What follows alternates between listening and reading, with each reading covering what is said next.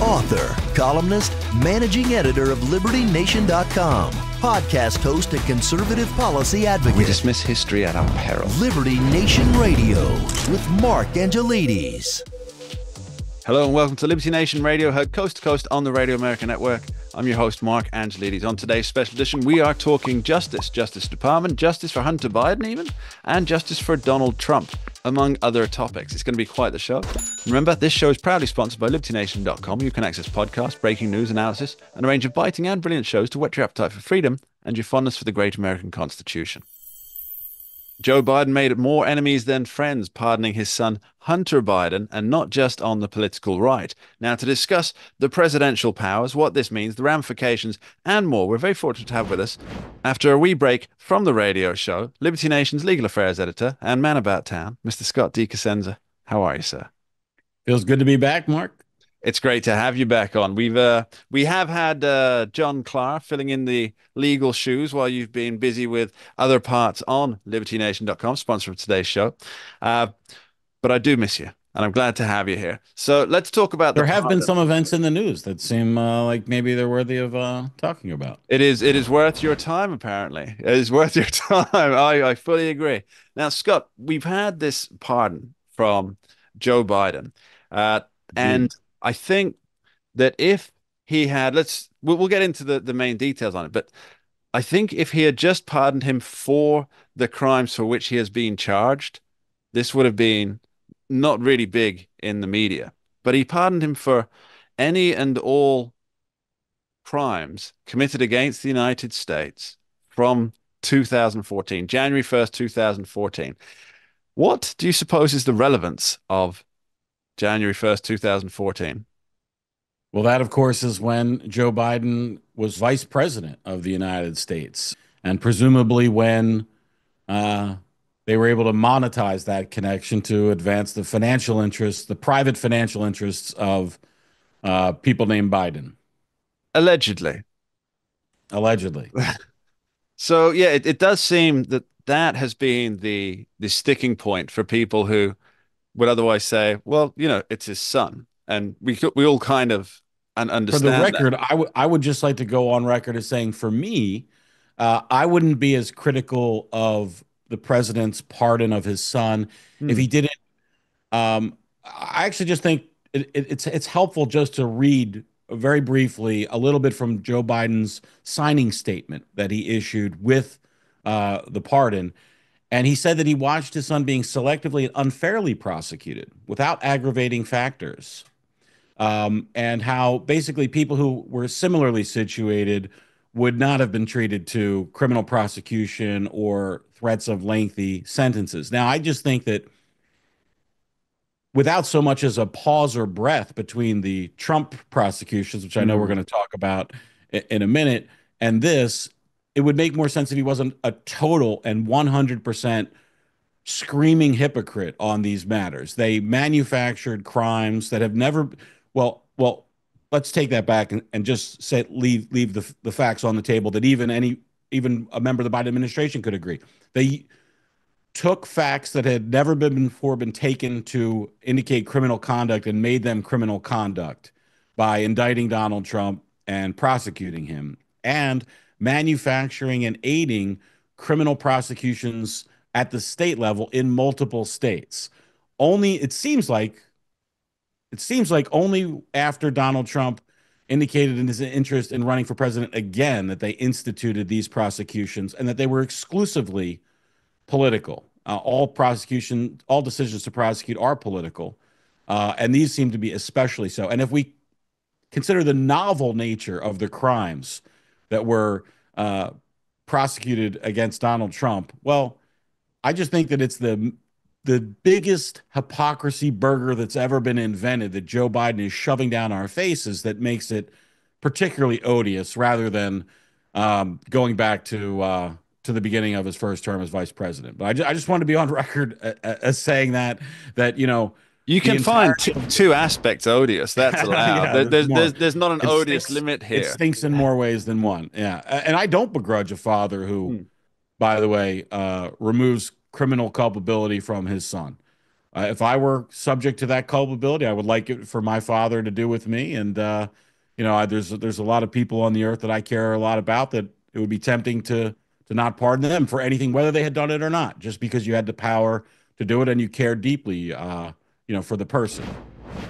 Yeah, I think that's actually where quite a lot of people are landing. I know, Scott, that you and I do spend a disgusting amount of time on social media, usually X, for our sins.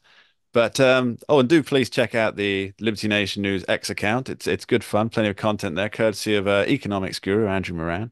Uh, but there seems to It's the be one place on social media, thanks to the Biden administration, that we don't have to be terrified about being deplatformed because we have relatively mainstream conservative and libertarian views. Just saying. There you go.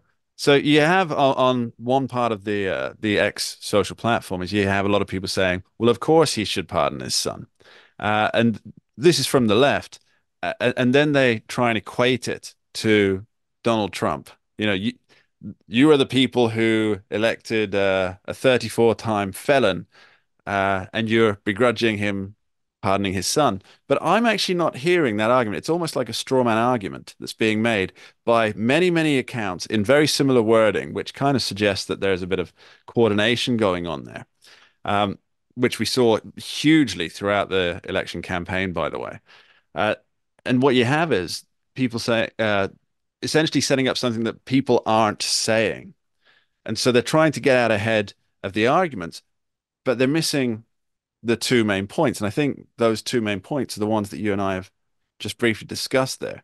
Uh, Firstly, that Joe Biden is pointing out that there is political pressure within the Justice Department, the Department of Justice, and he does, which is essentially backing up everything that Donald Trump's been saying for the last 2 years, since 2022, when the indictments started rolling in, and that the pardon covers crimes back to 2014 when Joe Biden was vice president. Why do you think that is?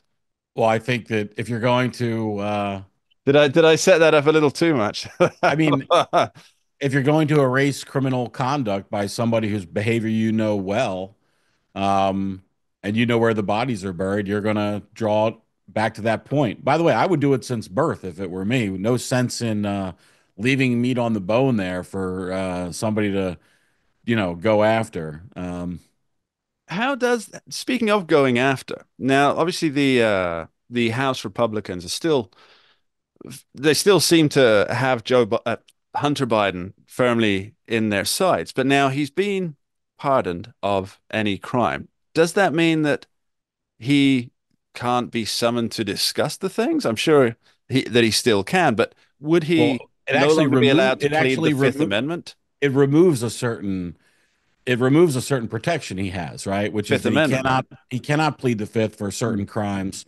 Although there are many state analogs to most federal crimes, so he may be able to successfully say that I could be prosecuted under the state law sure. for such an act, and so therefore, I'm unable to testify. But the truth is, it makes great copy for the Republicans to fundraise off of and put their Mm, TikTok videos out, and berating the disgraced son of the president is certainly easy pickings for them. So I expect to see more of that, I guess, is my you know is my comment. Not necessarily because, I mean, we know what happened here. What happened is Hunter Biden did the dirt, and it's true that he wouldn't likely have been prosecuted in the way he was prosecuted if he wasn't Hunter Biden, but he is Hunter Biden. And the Justice Department makes charging decisions in part. You do get a worse deal if you're high profile, in the sense mm, of, if more people are looking at what's happening, that's part of what the Justice Department does, is try to strike a blow for future conduct. Meaning, if everybody's looking at P. Diddy because he did X, Y, or Z, and that's going to be reported widely, well, they're going to dot their I's and cross their T's more for that prosecution because it's so highly visible. So in the P. Diddy case, I don't necessarily think that's political, although I'm sure some folks will tell me why I'm wrong about that. But pick a case where it's less political, or less D versus R, or red blue than the the Biden issue, and I think you'll see the same facts. So it's not wrong what Joe Biden has said. Of course, so many other defendants that he's presided over their prosecutions of face the same set of facts, which is their cases are being judged in part because they're high profile, or the charges were brought because they were high profile. They're not getting the Hunter Biden pardon deal though. You know, They're going to it's sit in federal prison for a long time. it's funny because if what Joe Biden writes in the pardon is true and that Hunter Biden was unfairly targeted, then surely I believe was it Scott Jennings over at CNN, the most popular man on CNN, more popular than the entire network, I believe. Quite funny, actually. Yeah. He is. He's quite the character. Um, but he made the point that should AG Garland be fired because he's been applying political prosecution to Hunter Biden. Is that how it Well, works? he serves at the pleasure of the president, Mark. So, And so soon there'll be a new person to serve at such pleasure under the new president. We'll be discussing his legal trials after this short break. Don't go anywhere. We dismiss history at our peril. Liberty Nation Radio with Mark Angelides. And we're back on Liberty Nation Radio, heard coast to coast on the Radio America Network. I remain your host, Mark Angelides, and we continue to be joined by Liberty Nation's legal affairs editor, Scott Cassenta. Scott, thanks for coming back. Now, earlier we were talking about the Joe Biden pardon and how that impacts, well, pretty much everything. But I'd like to talk about somebody else's legal troubles. And there's a gentleman that you may have heard of who has recently been going through a few court cases that now that Joe Biden says that the DOJ is open to political pressure and was under such pressure to prosecute his son, Mr. Donald Trump has come knocking. the once and future president of these United States, indeed. Almost certain to pardon himself, by the way. If I were Donald Trump, I would pardon, like literally, there's all these things like he's going to do day one. Well, minute one would be me signing my own pardon if I were Donald Trump and they had come after me the way they have come after him, previously. If he's short on time, because obviously there's a lot of promises for a Trump presidency day one, as he's made on the campaign trail, he could actually just copy and paste the Hunter Biden one and say that there's these unfair DOJ prosecutions and then pardon himself for any and all crimes. Got to go Goes back to back birth, to though. I'm telling you right now, there's an error in the construction of that. I don't know who wrote that on a weekend for Joe, but there's no reason to limit yourself. Just go right back to birth, and then he'll have to do an updated one, Trump that is, when he gets out of office to cover the interim period. So I would recommend two pardons, one day one, just in case, somehow he loses the power of the presidency through some mechanism I haven't even, thought of. And then the second one would be as he's walking out the door. And of course, just so everybody a remembers, post-dated check. Trump is not able, no president is able to pardon for state charges. They are able to pardon for federal charges. Governors can typically pardon for state charges, and presidents can pardon for federal charges. So for Donald Trump's federal culpability, he can erase that to the extent that he chooses to do so. And also, if this hasn't been completed by the time he is sworn in, which it may be, those cases may not be active, meaning the Justice Department may have been, fully, or I should say the defense, Mr. Trump may have been granted dismissals in those cases by then. Again, these are the federal cases. Now, the state issues are more numerous to kind of pull apart. So I don't know if you want to get into that right now or you want to talk more federal. Let's stick with the federal for now. In fact, I think it's quite interesting how it's, and obviously I was aware that president pardons for federal level and governor's pardon for state, because it's actually quite similar to the English system from 940, the year 940, where you had the Kingdom of Wessex under King Ethelstan, who's the grandson of Alfred the Great. He essentially helped unite the rest of the kingdoms, but there were small kings under the great king, and so the small kings could pardon anything that had the power over life and death within their kingdoms, which were the counties now we would look at. Mhm. But they couldn't pardon anything that the High King, it was Ethelsted, then Edmund, then uh, Edred, I think it was. Mark, we Under fought a those. war, so we wouldn't have to remember these names. Hey, it's the same That's why we system. It's the that's same why we system a did 1,000 years later. it. 1100 years later almost. It's the same system. So anyway, that's for you you medieval or pre-medieval scholars out there or in aficionados. So you've got this federal situation and you've got Donald Trump can pardon himself for the federal crimes, but you've got Jack Smith winding down his two cases. Now there's Judge Chutkan and there's Judge Eileen Cannon, who have been overseeing the two. That's the two cases. One is to do with January 6th, one is to do with the classified documents Right. held at Mar-a-Lago. So what's happening there? He's applied for both cases to be wound up, and does that mean dismissed? Mark, the federal troubles are essentially over at this point with a good Thanksgiving week for Donald Trump, with various federal courts dropping uh, at the Justice Department of Justice's request, which is to not prosecute sitting presidents, that both the classified documents case will go away, as well will the what is a January 6th general insurrection charges, I guess. Trump didn't tweet uh, frequently enough or loud enough for them to stop rioting, I guess it was. But anyway, both of those are gone.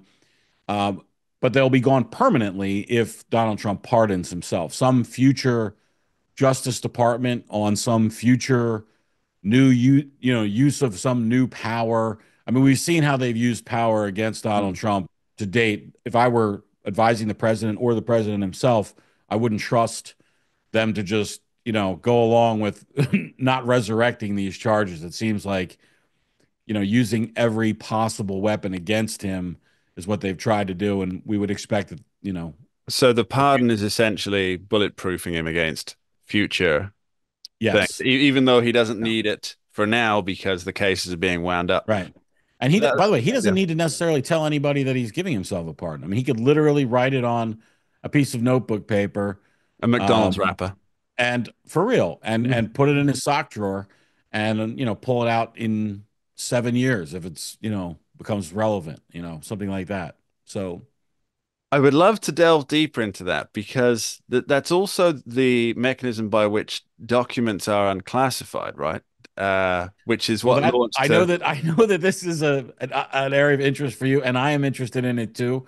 But it might be a rabbit hole that's a bit too far down, which is, when does a document become declassified? Is it on the president's thinking in his mind that it is, or is there some physical act that must accompany the declassification, which is what that case might have gone on to discuss? But it never will be. So We're going to be back talking justice with Scott Cosenza after this short break. Don't go anywhere.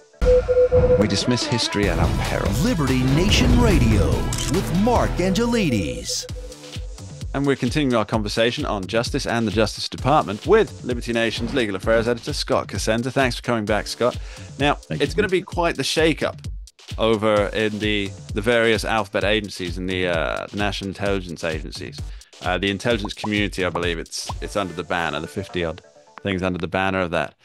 Because you've had Matt Gaetz in the door, out the door, quicker than you can shake a stick out. You've got Pam Bondi now set for the AG position. You've got Kash Patel heading over to the FBI, presuming they get the nominations through Congress.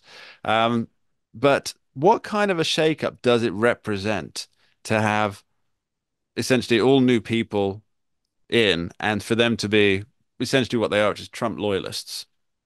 Well, I think it's important to discuss them differently, Sure. because they're different people with different pluses and minuses, and how they come at the thing. I know more about Pam Bondi than I know about Kash Patel, um, so I can comment more about her. And I wonder if she is such a Trump loyalist because of her.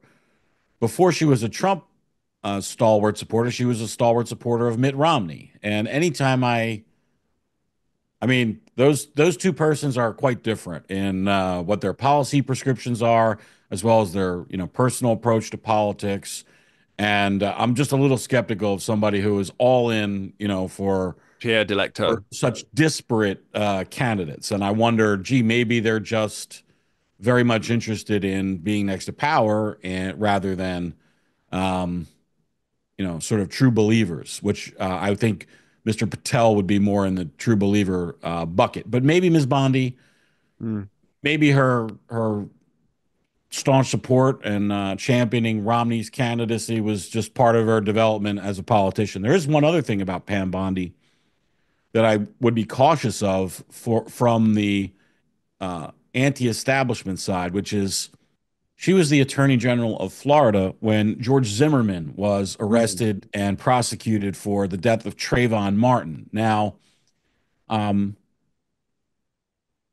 I happen to be very well read in the history of that case. Some cases, when you follow legal events, some cases just hook you in terms of their interest, and I was hooked by that case, and I know kind of a lot of the ins and outs of it. And one of those ins and outs is that Pam Bondi, as Attorney General, had access to a lot of evidence that the public did not have access to, that exonerated or would tend to exonerate George Zimmerman, and yet supported the prosecution of George Zimmerman. And some might say the inflaming of racial tensions and the notion that somehow this was a crime by a white guy or a white Hispanic, as I think the one of the big newspapers famously labeled George Zimmerman as sort of attacking this black child rather than uh, a black teenager set upon and attacked a white man who happened to be armed and defended himself, which I think that's what the courts have now said and that the facts bear out. And so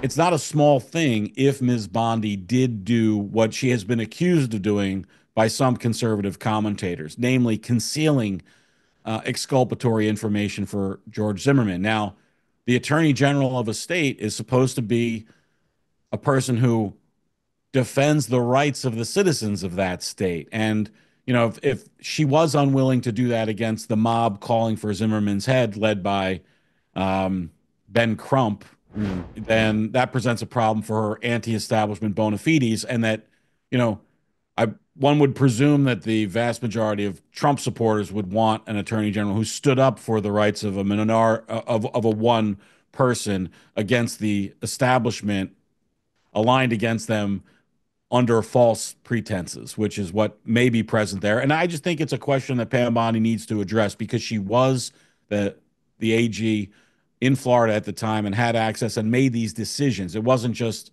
strictly like supervisory. She made the decision to appoint Angela Corey, the special prosecutor who disgraced herself with her kind of indictments against Zimmerman and some other actions. So anyway, that's something I expect to see bubble up during the confirmation process. Because if a Democrat senator who is libertarian-ish can attack her, Pam Bondi, from the right, as it were, I think that'll be an effective attack, and it's one she should expect to confront, I think.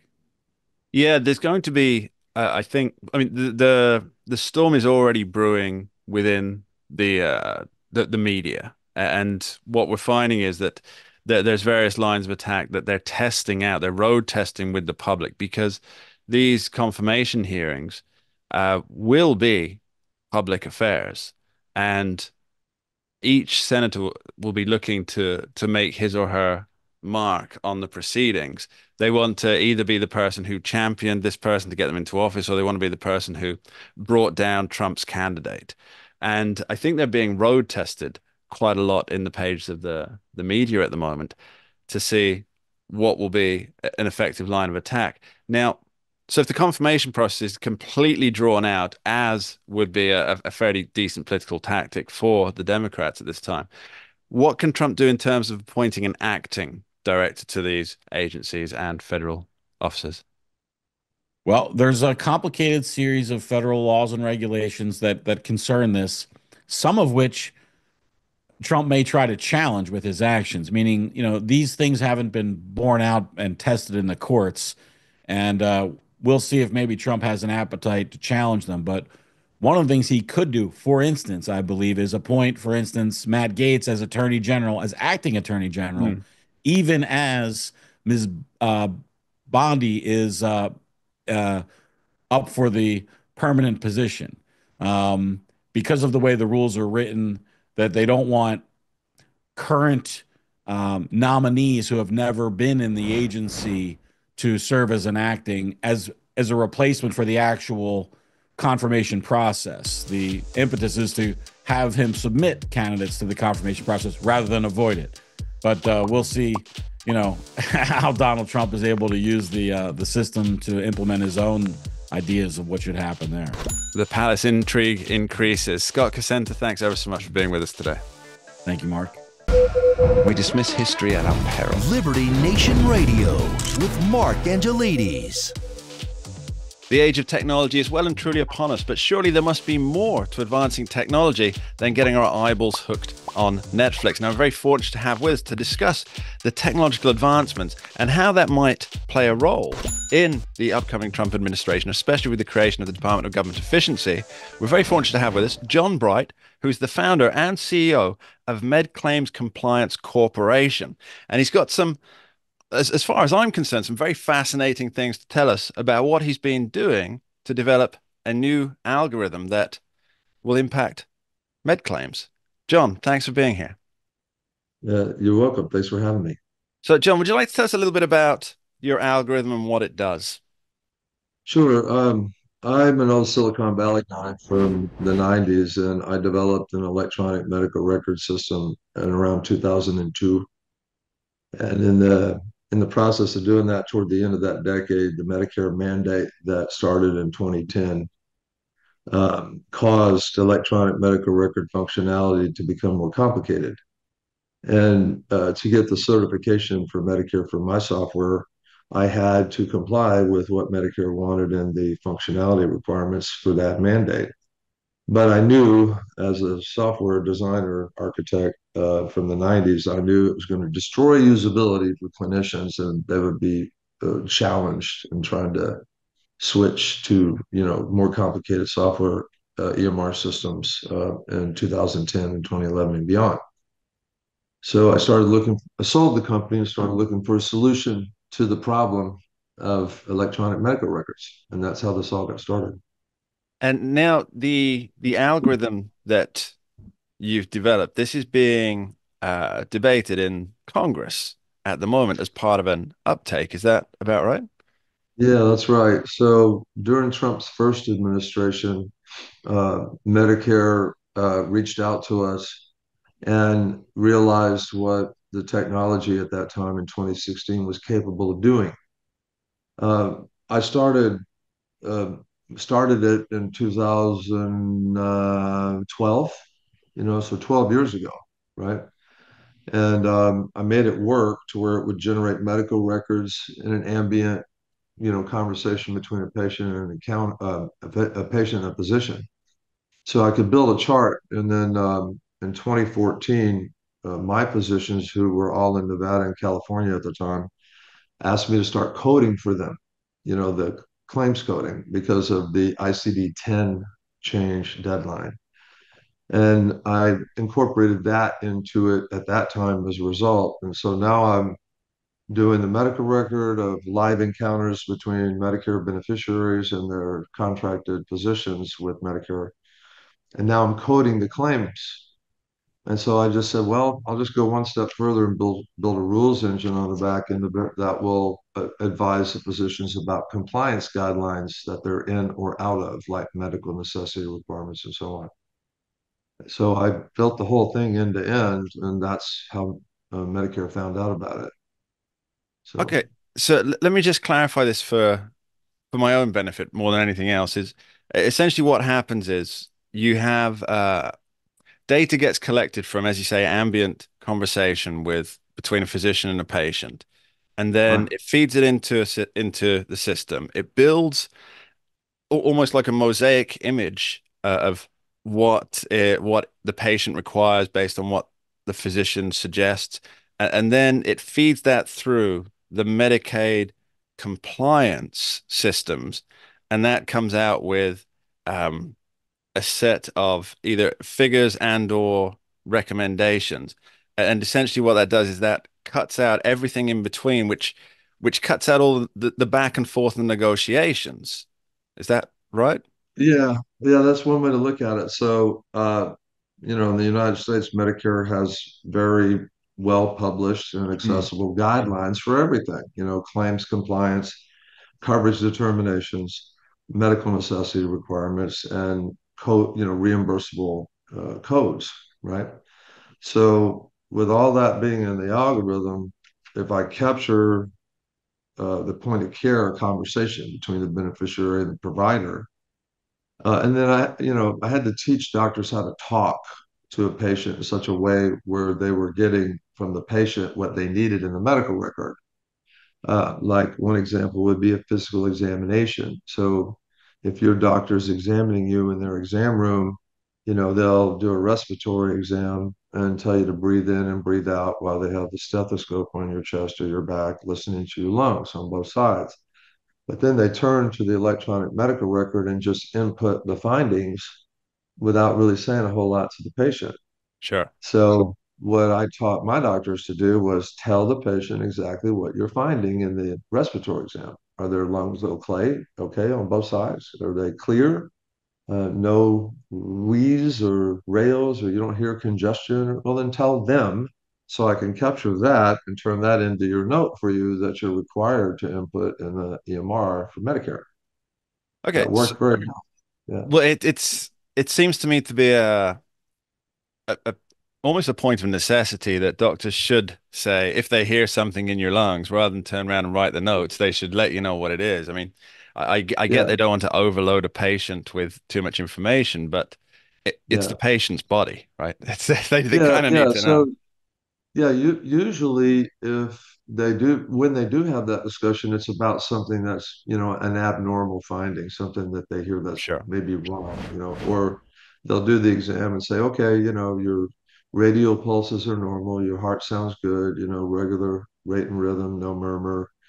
That's normal findings. So I still need them to say that stuff to them. sure. So, they're required to chart normals versus abnormals according to Medicare's guidelines. And when they do that, the way we train them, we can build a complete medical record out of that entire ambient conversation. That's pretty So, fascinating. I think what I'd really like to know here is what are the eventual outcomes should your algorithm be adopted and put into practice across the Medicaid system? Because I'm presuming it will cut down on Medicaid and physician interactions, which is both a time saving and a cost saving measure. yeah, And are there any yeah. other Yeah, outputs of well, that? so it was already, Trump's first administration, CMS already did that with us. Okay. Um, and to provide a little clarity, so that the Medicaid program, that's the state run Sorry, programs. yeah. The Medicare Medicare, program is yeah. the federal Federal. program. So this focuses on Medicare with us right now. But to your point,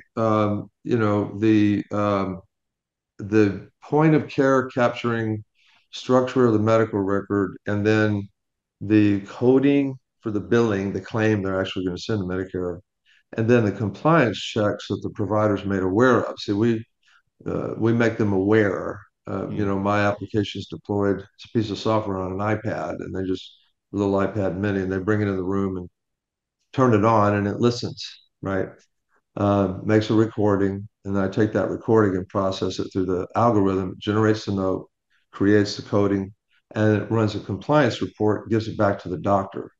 So it tells them, okay, here's how your reimbursement will look on the coding. And oh, by the way, you ordered a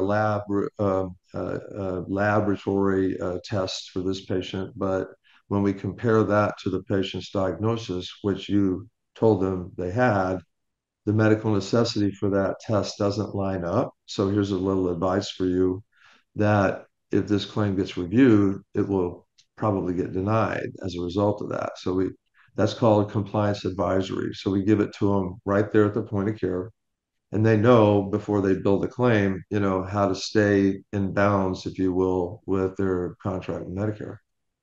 That's fascinating. With the Department of Government Efficiency, DOGE, coming in, Yeah, or presumably coming in, at least at some level in the federal structure, uh, what you have is that Vivek Ramaswamy and Elon Musk, they've got this guideline to cut waste wherever possible, and it's largely understood, I think, that two-thirds of government spending is like compulsory spending. And so it's really the final third, which is the discretionary spending, that they've been expected to kind of tinker around the edges of to try and cut yeah. that down. But they've talked about using AI and using technology models to sweep through government departments and find inefficiencies, find things that are out, or nexi, is that the plural of nexus? Nexus, find many points Right, of right, meeting right. that Yeah, could be either superfluous or double yeah, tasked. right. Um, but what your algorithm appears to do, that seems to be focusing on things within the compulsory spending, within that two-thirds that's thought pretty much inviolate. Um, Yeah. so isn't that if if this does get fully adopted, it kind of opens the floodgates, doesn't it, to a root and branch reform on how all spending is looked at, doesn't it? Well, I don't know about all, but when CMS found out about my technology in 2016, they found out because they audited all of my doctors, and the reason that they did that was because uh, doctors that are on our platform are 100% or better, more efficient than they are when they're doing the EMR data entry themselves. So they move faster, more focused patient care. They see more patients. So if you're Medicare and a doctor's claims volume suddenly goes way up, Sure. you're going to get what's called post-pay reviewed. So all of my doctors did, and when that happened, Medicare looked at the medical records and the claims data and found them to be 100% clean. And they asked my doctors back in those days, that was 8 years ago, how are you guys doing this? And they said, we got this AI tool. This guy, John Bright, is using us to develop. There were R&D sites for me. Call him. He's doing this for us with this AI tool. So they did. They called me and asked me to come to Washington and show them how it worked. And they made this comment to me at that time. They said, good Lord, you've created the first point of care clean claims processor we've ever seen. So that's what they call it. And of And course, it took 8 years for it to get to Congress, which it kind of tells you what you need to know about government. yeah, yeah. John Bright, thanks ever so much for joining us. Can you tell our Mhm. audience where they can follow your work? Yeah, so www.medclaimscompliance.us, and you can find out all about us. John, thanks for being here. Yeah, thank you, Mark. And that's all we have time for on this week's edition of Liberty Nation Radio, heard coast to coast on the Radio America Network. I've been your host, Mark Angelides. I'd like to thank our guests today, and of course, thank you, the listeners, who tune in each and every week to join us here, discussing life, liberty, and everything to do with freedom. You are appreciated. Please remember, Liberty Nation does not endorse candidates, campaigns, or legislation, and this presentation is no endorsement. Thanks for being here. We dismiss history at our peril. Liberty Nation Radio with Mark Angelides.